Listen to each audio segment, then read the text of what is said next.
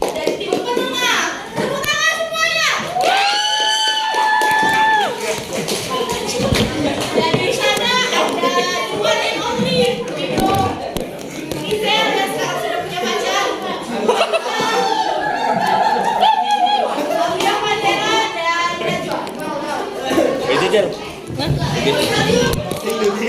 Bejejer. PJ, udah pacaran. Allah, masa Semuanya harus tenang, teman-teman. Pertama saya akan membacakan peraturan yang telah saya buat. Yang pertama, Tim penengah. dua belah pihak harus saling menjaga perkataan dan melontarkan opininya dengan santun. Yang kedua, tidak diperkenankan menggunakan kata-kata kasar meskipun kata-kata kasarnya sering kita gunakan sehari-hari seperti anjir, itu juga tidak diperbolehkan. Astagfirullah. Bombok lo. Bombok lo. Yang keempat, peserta tidak boleh menyerang pribadi orang lain. Kelima, Enggak lah. tidak Kan enggak nyentuh. diperkenankan Aku tuh mengatakan hal-hal yang berbau suku, agama, ras, dan bodoh. karena nggak boleh sudah masuk. Kau ini kafir, nggak boleh. Astagfirullah. Boleh. Oh, Para Allah. peserta Wahai diperkenankan Indonesia. memainkan nada bicara Itu aja terang bisa. Apa di depan itu? suara sesuai dengan apa yang akan disampaikan. Setelah bisa. Bukan opsional ini berdasarkan diskusi dalam kelas. Diperbolehkan membawa HP untuk mensearch materi, namun hanya dalam waktu yang diberikan. Ya, nanti aku kasih waktu berapa menit untuk searching. Dan yang terakhir, yang paling penting, setiap peserta dari tim manapun wajib berusaha memenangkan mosi yang telah diberikan. Jangan kontra tiba-tiba ikut pro, tiba-tiba ikut kontra. Yang pendengar bukannya mendengarin malah panas-panasin. Nah itu. Kayak Indonesia. Apa? Tidak boleh. Aku cuma main pipa dan Memenangkan tim kamu masing-masing ya. Dia berpendapat berargumen pertahankan. Harus konsisten. Konsisten. Jangan kayak Masa depan kalian. nomor urut 1. Kenapa? Suasana depan kali ini guys. Oke. Debat kali ini akan kita mulai. Jadi tata caranya, teman-teman semuanya tolong dengar. Tim pro akan memulai duluan memberikan opini mereka, yang kemudian akan langsung disanggah, Pak. Akan langsung ditanggapi oleh tim kontra. Setelah dari situ, Bejiluk kau. tim kontra juga boleh menyuarakan opininya, lalu disangka oleh tim pro ke tim kontra. Ketika situasi sudah mulai memanas, tim penengah boleh menyiramkan seember air agar tidak terjadi kebakaran. Air panas. Kebakaran. Babak ini dimulai ketika tim pro mulai menyatakan opininya. Kedua tim diberikan waktu sekitar 5 menit untuk Melemparkan bendera putri, setelah putri. masing-masing tim Putih. menyatakan opininya. Kita damai, men. Oke, diperkenankan meminta interupsi dengan cara mengangkat tangan dan mengatakan interupsi. Namun, tim yang akan diinterupsi diperbolehkan menolak interupsi tersebut hanya maksimal 2 kali menolak. Jadi misal kamu mau interupsi, tinggal bilang interupsi, terus dibilang interupsi ditolak. Maksimal menolak interupsi adalah 2 kali. Boleh ya, boleh interupsi diterima, boleh langsung ngomong. Oh enggak, jangan dulu. Oke. Bisa kita mulai sekarang. Sekali lagi karena ini acara saya, kalian semua harus nurut aturan saya. Bisa kita mulai Pak Jo? Mata Nana. Oke. Oh, Nana. Oke. Mata saya Nana, berikan guys. Waktu 1 menit untuk Kami adalah tim penengah. Yo, boleh 30 detik. Ayo, relax. Tenangkan pikiran dari tim penengah juga. Habis itu saya udah ini aku mau print tahu yang diesel. Ini apa? Iya, dilacak tapi. Oh, salah. Moderator kita ini guys. Ayo. Gitu dulu. Materi ini gitu nih. Say hi. Oke, sudah saling briefing, guys. Oke, sudah 30 detik. Tim pro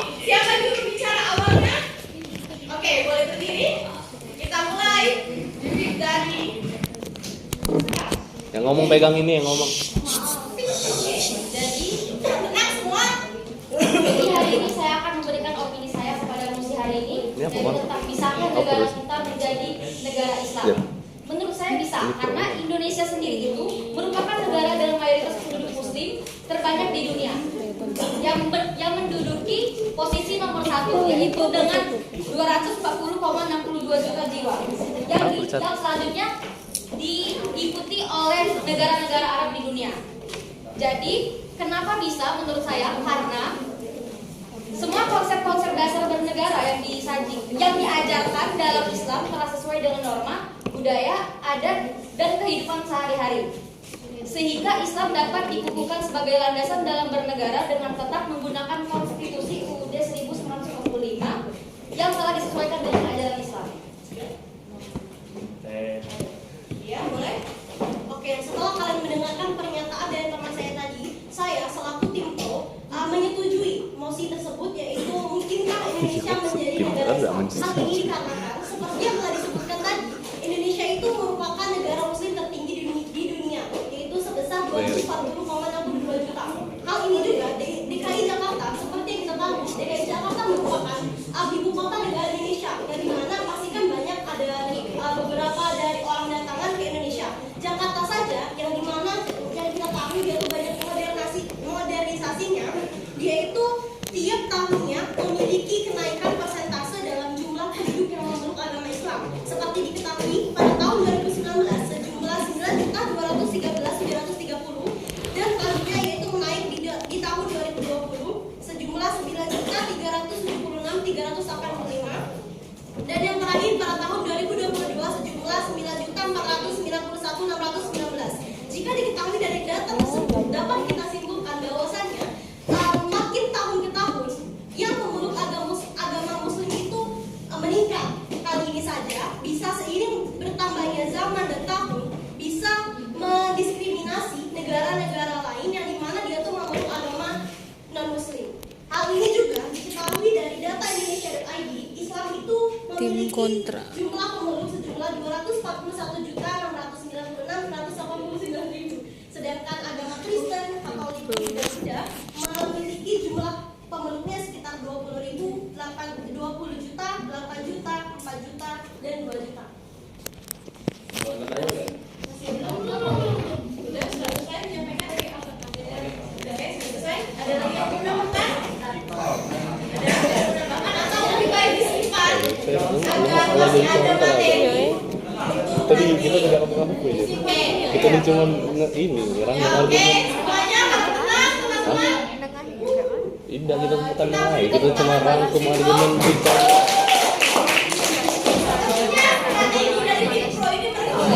Oh iya, kita tuh cuma kalau nanti ketemu moderator yang nanti kita cuma ngerangkum argumen dulu di ini. Kalian mau membacakan opini kalian atau Ya pendapat gitu dari oh, membaca opini dulu. Oke. Saya boleh. Silakan berdiri. Start. Menyampaikan argumen kami sebagai kelompok bangsa. Jadi mengapa Indonesia ini tidak bisa menjadi negara Islam? Negara Indonesia adalah negara kesatuan yang sesuai dengan pasal 1 ayat 1 Undang-Undang Dasar Negara Indonesia sebelumnya yang menyatakan secara jelas bahwa negara Indonesia adalah negara kesatuan yang berbentuk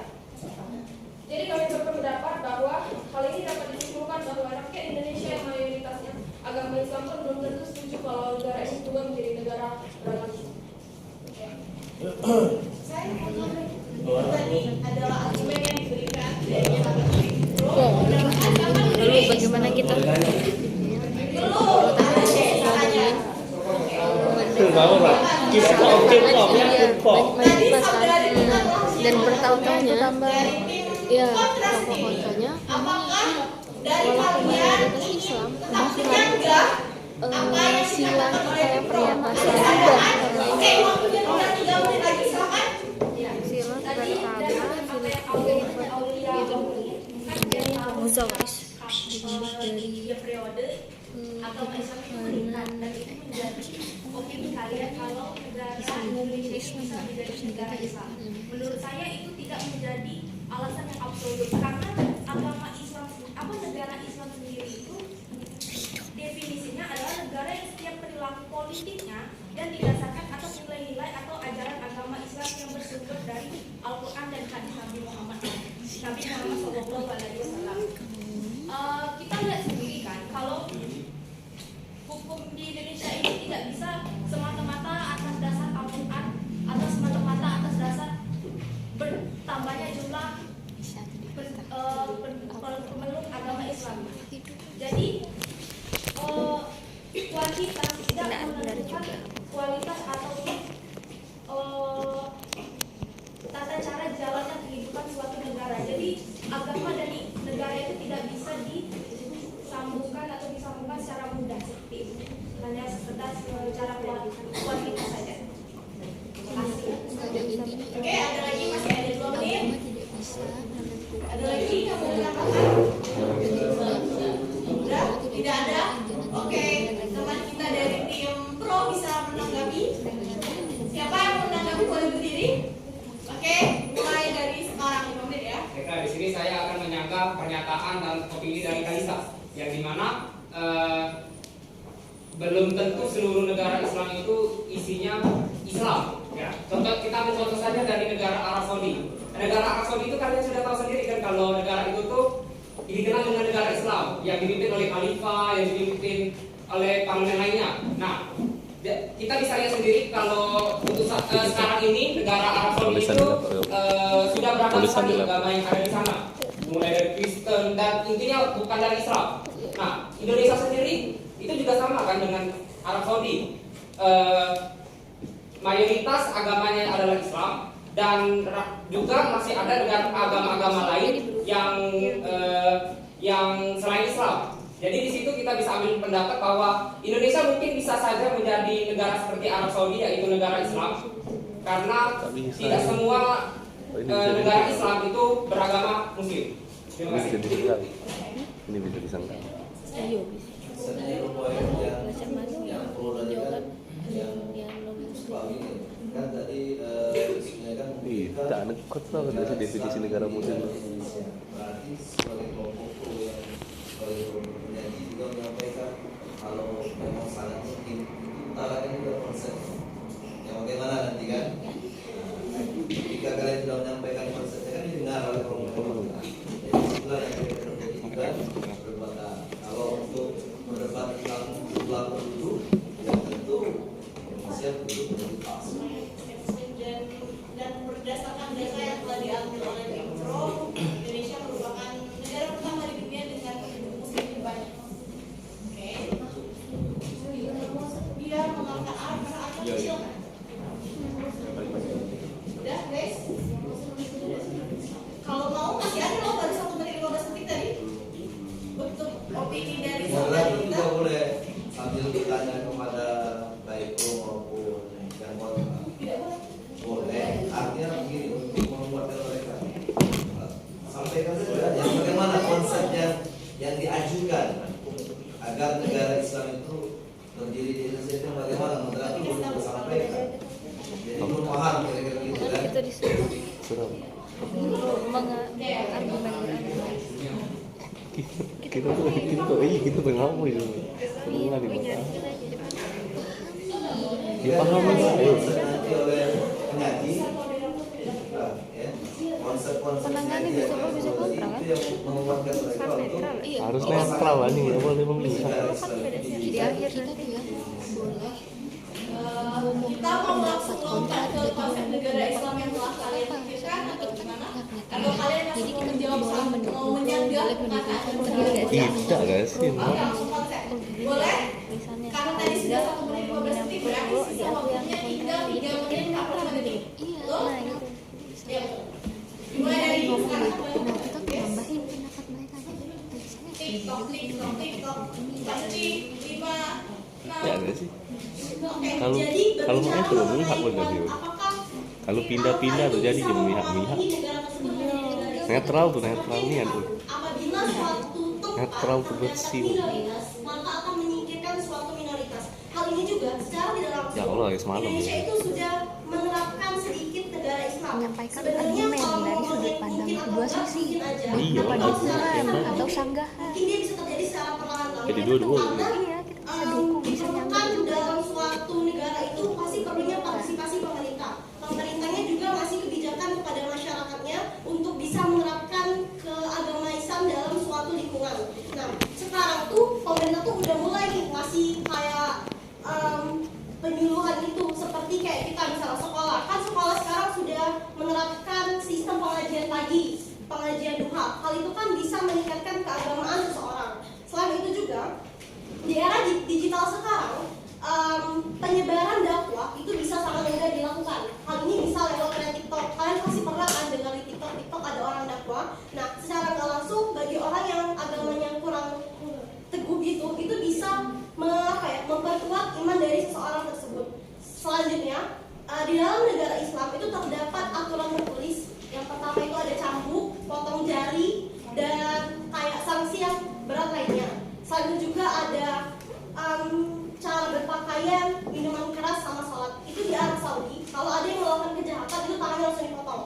Nah, untuk Indonesia sendiri kan itu tidak mungkin dilakukan. Tapi terdapat beberapa alasan lain seperti cara berpakaian. Indonesia kan mayoritasnya Islam. Kira saja kalau kita lagi jalan ada orang pakai bikini atau pakai baju dadanya kelihatan, kita kan masih aneh. Kita ngejudge hal tersebut. Nah, secara tidak langsung kita tuh juga sudah mempengaruhi orang-orang di sekitar kita, lebih ke etikanya sih. Nah, terus juga contoh dari provinsi yang menerapkan keislaman itu Aceh. Aceh itu mewajibkan masyarakatnya yang untuk datang ke situ untuk mengenakan hijab, tapi tidak berlaku bagi umat muslim. Namun dikarenakan masyarakat di sana menggunakan hijab, yang orang muslim itu merasa nggak enak sih, jadi mereka selalu memakai selendang. Situ. Ya, terima kasih.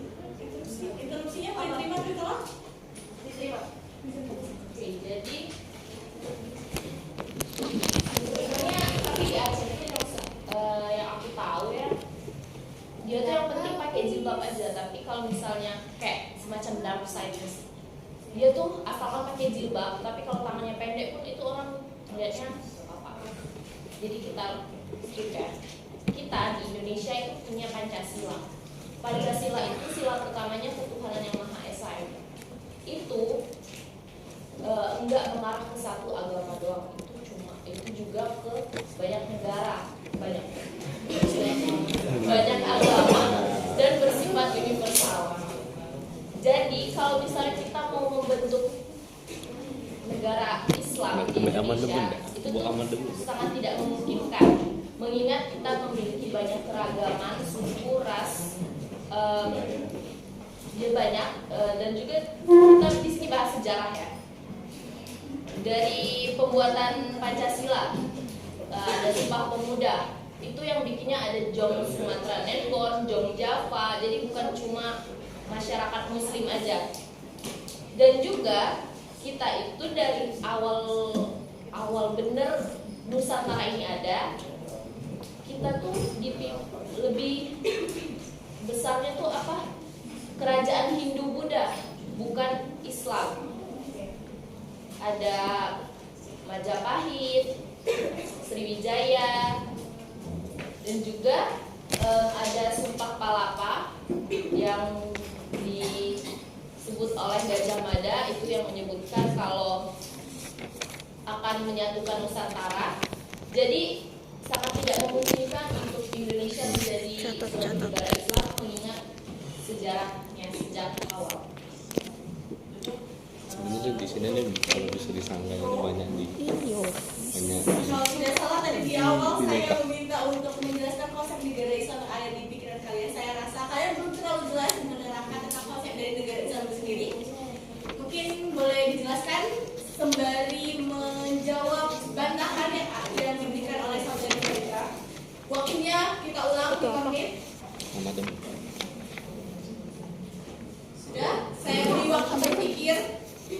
sambil berpikir yang di Aceh itu baru-baru ini kan ada 2 orang laki-laki dan perempuan kan, ada kan? Aku masuk dalam kawan kan, apa yang diterapkan hukum syariat mereka? Mereka dibawa dicampur tetap dijalankan jalannya sesuai syariat. Ya mungkin maksud dari konsep negara Islam itu ya apakah undang-undangnya menggunakan syariat Islam, apakah dasar negaranya diubah sesuai dengan Al-Quran seperti itu ya guys, teman-teman dari Fibro. Oke? Bapak mau menambahkan lagi? Ya, saya menambahkan tadi kan seperti yang karena Komunikasi tadi menyebutkan mencontohkan Aceh Darussalam itu memang salah satu contoh itu mereka berangkat. Jadi kalau demikian, ketika ada 2 orang yang katakanlah bukan muhrim, mereka apalagi di hotel tadi ketahuan itu seperti itu. Itu yang ketahuan. Kalau kita yang tidak menerapkan syariat Islam ketahuan, apa yang terjadi?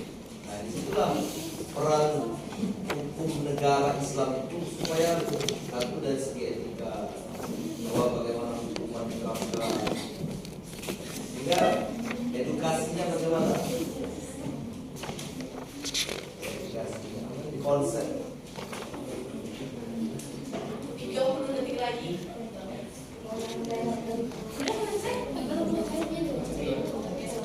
Jadi di sini kami dari Fibro akan menjelaskan konsep dari negara Islam itu sendiri.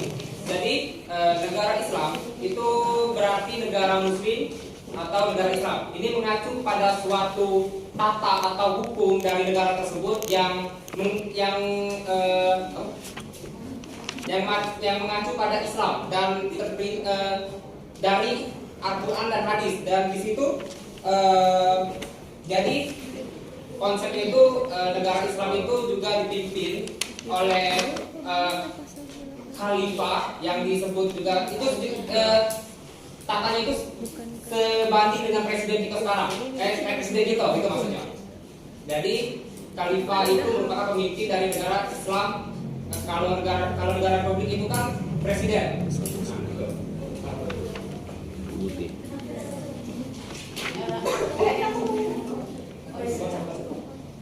Konsep negara Islam yaitu seperti yang dikatakan oleh Lutfi tadi, yaitu penerapan hukum syariat Islam sebagai landasan hukum utama dalam kelola negara. Prinsip-prinsip juga dari prinsip moral dan etika. Islam juga diintegrasikan untuk membentuk suatu masyarakat yang diharapkan agar adil, aman, dan keadilan sosial. Implementasi konsep ini dapat bervariasi tergantung pada interpretasi dan konteks politik di berbagai negara. Jadi bisa berubah sesuai negara tersebut. Dalam konteks Indonesia, gimana implementasinya? Dalam konteks Indonesia? Bisa kita menyanggah. Bisa. Kalau dapur kata-kata ini. Kondisi politik masing-masing negara. Ya, kalau kondisi politik Indonesia mungkin implementasinya bagaimana? Ya kan? Ada lagi yang mau menambahkan? Masih ada 3 menit. Oke, habis. Mau nyanggah pernyataan Firly tadi yang bilang ketuhanan yang Maha Esa. Jadi kata Firly tadi kan Tuhan itu kan nggak cuma satu, orang lain juga punya agama yang lain kan. Jadi dari buktinya atau dari nilai ajaran Islam yang ada dalam Pancasila dapat dilihat dari sila pertama itu ketuhanan yang Maha Esa. Di sini dalam ajaran agama Islam itu ada konsep tauhid. Nah, konsep tauhid itu adalah konsep yang menyatakan keesaan Tuhan, bahwa Tuhan itu esa atau satu. Jadi Tuhan yang dimaksud dalam konsep tauhid yaitu adalah Allah. Jadi dalil atau dasar dari konsep tauhid ini tercantum dalam Al-Quran soal Ikhlas ayat pertama yang berbunyikan Qulullahu ahad, bahwa katakanlah dialah Allah yang Maha Esa. Jadi maksudnya konsep Pancasila sila pertama itu boleh langsung ditutup. Ayo lanjut. Wah. Iya boleh stop. Panas nah. Boleh stop. Iya teman-teman boleh stop. Mungkin siapa yang poin dari finalisnya adalah kamu jangan panas udah. Konsep dasar yang diberikan Firaliza adalah hukum yang ada di agama Islam. Betul apa betul? Masih mau menambahkan? Oke, berdiri. Masih ada waktu sekitar 1 menit 50 detik lagi. Jadi tadi ada ketuhanan yang Maha Esa yang disebut oleh Firaliza dari Quran surat Al-Ikhlas ayat 1. Terus ternyata ada lagi sila-sila yang lainnya itu yang dilandaskan oleh ajaran Islam. Itu ada kemanusiaan yang adil dan beradab, itu sila kedua, itu Quran surat Al-Isra ayat 70. Artinya dan sesungguhnya telah kami muliakan anak-anak. Terima. Wah, habis yang terus.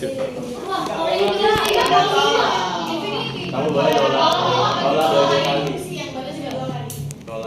Tapi kan yang dibikin Pancasila itu dibikin cuma bukan untuk Islam. Mengingat di Indonesia ini agamanya banyak, jadi Pancasila itu berlaku untuk semua agama. Jadi maksud ketuhanan yang Maha Esa itu tuh bukan, jadi kita nggak melihatnya itu cuma dari Islam. Bukan maksud dari Islam pertama itu dari Islam, enggak, tapi juga maksud dari ketuhanan yang Maha Esa itu setiap manusia, setiap warga negara itu punya satu agama mereka, enggak yang pemerintah tuh bikin sila satu karena dia Islam, enggak gitu. Tapi Ya, boleh? dia langsung Iya, boleh. tapi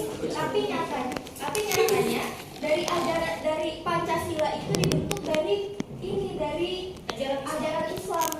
Terbentuknya itu dari ajaran Islam karena ini ada datanya gitu. Ada dari ketuhanan yang Maha Esa itu dari Quran surat Al-Ikhlas, terus ada Al-Isra, ada Al-Hujurat, itu semuanya di 5 Pancasila itu dari ajaran Islam semua. Jadi mungkinkah negara Islam itu berdiri di Indonesia, itu mungkin aja karena dari landasan kita Pancasila itu udah Islam banget ya udah Islam. Gini, emang iya itu berdasar kalau kita cari di Al-Quran, emang itu ada di setiap, karena itu 5-5-nya itu kebaikan. Di setiap agama itu mengajarkan kebaikan. Jadi kalau kita mencari di Alkitab, itu dia ngajarin juga Tuhan itu satu. Dia ngajarin kemanusiaan yang adil dan beradab. Itu juga di Injil, itu juga di Taurat, itu juga di Zabur. Pokoknya di semua kitab agama ini semuanya mengajarkan kebaikan. Itu sih. Kita mana nggak boleh? Kan menyatakan kalau mereka itu memiliki ketuhanan Esa. Ya, oke, salah. Yakin agama itu atau bukan? Hei.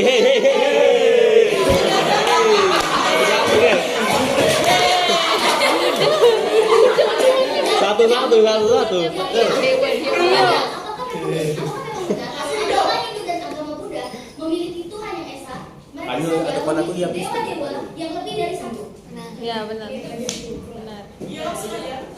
Buddha katanya. Katanya masuk Hindu ya. Buddha banyak dewanya. Kan dewa itu. Itu bukan Tuhan tapi dewa.